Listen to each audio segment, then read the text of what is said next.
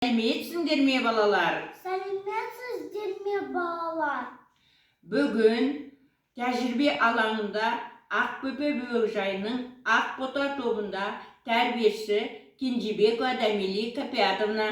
Сәлемов Тимирхан. Бүгін сіздермен тәжірибе көрсетеміз. Оған не қажет? Жұмыртқа, су, тұз, қасық.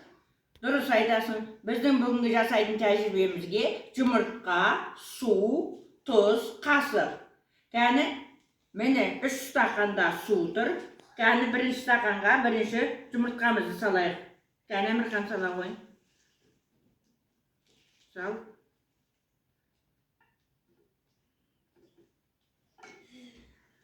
Жұмыртқамыз қайда? Суға батып кетті ме? Иә. Суға батып кетті. Жұмыртқаның көлемі қандай? Жұмыртқа үлкен. Неге бұлай ойлайсың? Өйткені жұмыртқа тығыз, сондықтан суға батып кетеді. Ал енді екінші тәжірибені көрейік, екінші стақанға. Темірхан, бір қасық тұз сал да араластыр. Ал, араластыр. Араластыр суды.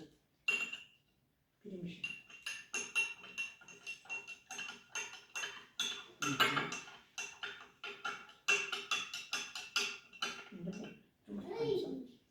Енді екінші жұмыртқаны салайық.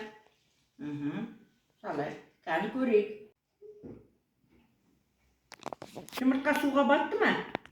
Иә. Суға батты? Жоқ, үстінде тұр, иә?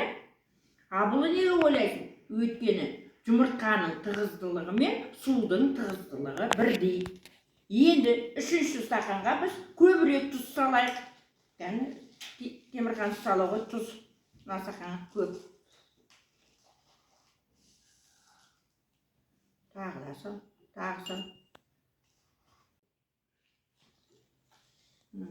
Тағы да.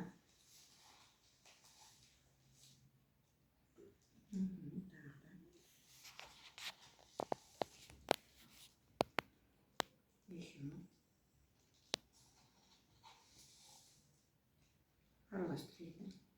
Араластырайын.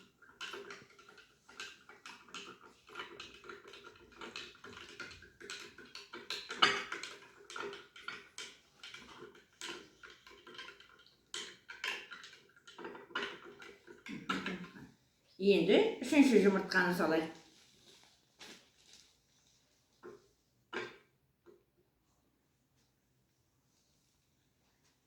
Жұмыртқа батты ма бұнда? Жоқ. Көрдіңдер ме балалар?